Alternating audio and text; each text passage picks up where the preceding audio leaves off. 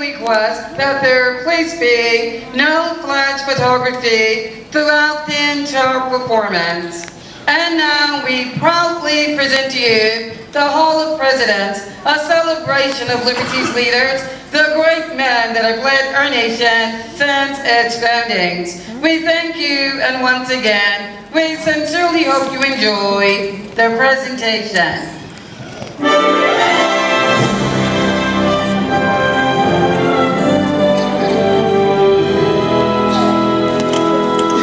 We hold these truths to be self-evident, that all men are created equal, that they are endowed by their Creator with certain inalienable rights, that among these are life, liberty, and the pursuit of happiness.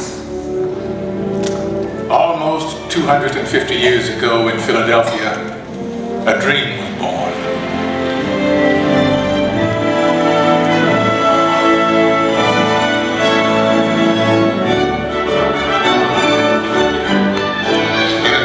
Emperors and kings, it was an astounding revolutionary dream that we, the people, should choose our own leaders, that they should be one of us.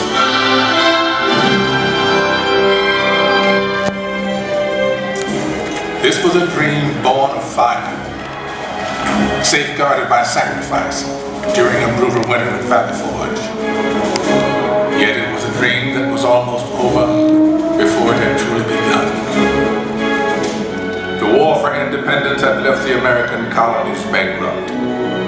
Leaders argued, unpaid troops rebelled, and some even cried out for a return to monarchy and for General George Washington to be crowned King of America. But the man who had led an army of farmers to victory over the mighty British Empire made it clear that the only title he desired was citizen of the United States of America. I am at a loss to conceive what part of my conduct could have given encouragement to an idea which to me seems the greatest mischief that can befall our country. If you have any regard for yourself, banish these thoughts from your mind. But when the new nation finally adopted its constitution, and it came time to elect its first president, there were no doubts about who that president should be. Only he had such doubts. I fear my countrymen will expect too much of me. I walk on untrodden ground. There is scarcely any part of my conduct which may not hereafter be drawn into precedent. In the end, Washington set the most important precedent of all.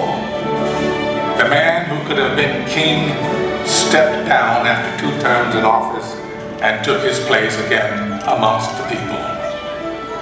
By insisting that he was, above all other things, one of us, he made it possible for any of us to dream of serving the nation in its highest office.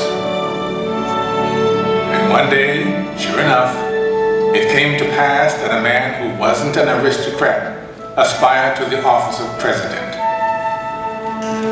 Andrew Jackson was a battle-forged frontiersman, and according to his predecessor, President John Quincy Adams, a barbarian who cannot write a sentence of grammar and can hardly spell his own name. To which Jackson merely replied, "It's a damn poor mind indeed that can't think of at least 2 ways to spell a word." He may have lacked formal education, but he was tough and brilliant. Just the ticket for a new nation of Americans struggling to turn a dream into an enduring reality. They swept Jackson into office by a landslide, and then descended on his inauguration, determined to shake his hand in person. Why, 20,000 country people shoved to get in the door and track their muddy boots across the carpet. And my dear, they would be here still if we hadn't placed tubs of punch out on the lawn. Washington's elite fumed, but Jackson loved it, for these were his people. He was proud to be one of us.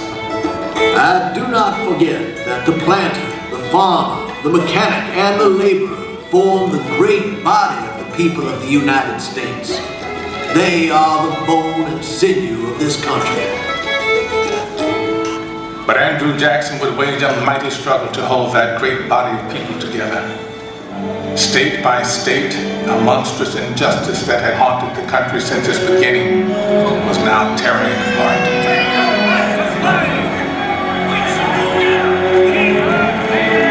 As civil war threatened, we searched deep in our heartland for a leader equal to the ordeal ahead. It was perhaps a vindication of the American dream that we found a plain-spoken, self-taught lawyer from Illinois whose campaign platform could be summed up in 5 simple words. All men are created equal. I say this government cannot endure permanently half slave and half free. A house divided against itself cannot stand. Abraham Lincoln's words touched the hearts of reasonable men. And in 1860 we sent him to Washington, where he would face the hardest task that any American president would ever face. I know there is a God, and that he hates injustice and slavery. I see the storm coming. I know his hand is in it. If he has a place, work for me. And I think he has. I believe I'm ready. I am nothing. But truth is everything. And with God's help, I shall not fail.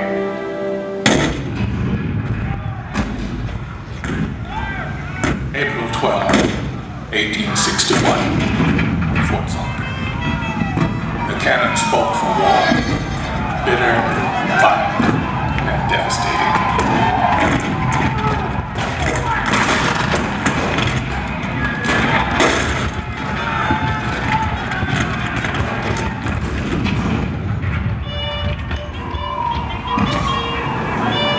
The blood of 500,000 Americans was shed in the dark days of our Civil War.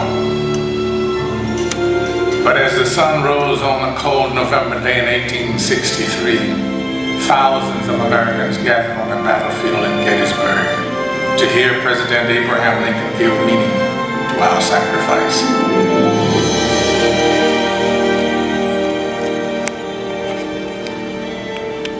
Fourscore and 7 years ago, our fathers brought forth on this continent a new nation, conceived in liberty and dedicated to the proposition that all men are created equal.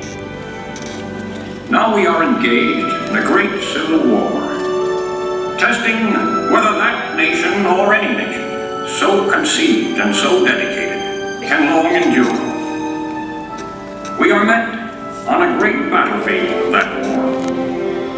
We have come to dedicate a portion of that field as a final resting place for those who here gave their lives that that nation might live. It is altogether fitting and proper that we should do this. But in a larger sense, we cannot dedicate, we cannot consecrate, we cannot hallow this ground. The brave men, living and dead, who struggled here, have consecrated it far above our poor power to add or detract. The world will little note, nor long remember what we say here, but it can never forget what they did here. It is for us the living, rather, to be dedicated here to the unfinished work which they who fought here have thus far so nobly advanced. It is rather for us to be here dedicated to the great task remaining before us, that from these honored dead we take increased devotion to that cause for which they gave the last full measure of devotion. That we here highly resolve that these dead shall not have died in vain, that this nation, under God, shall have a new birth of freedom, and that government of the people, by the people, for the people, shall not perish from the earth.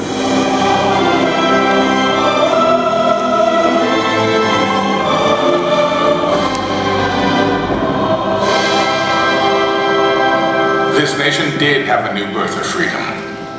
And as our frontiers pushed west, we looked for new leaders that embodied our bold and new spirit. Leaders like Theodore Roosevelt, born to wealth and privilege, but imbued with the spirit of the American frontier. He rode with cowboys and led his rough riders up San Juan Hill during the Spanish-American War. This kind-hearted, tough guy fought against monopolies and for the working class.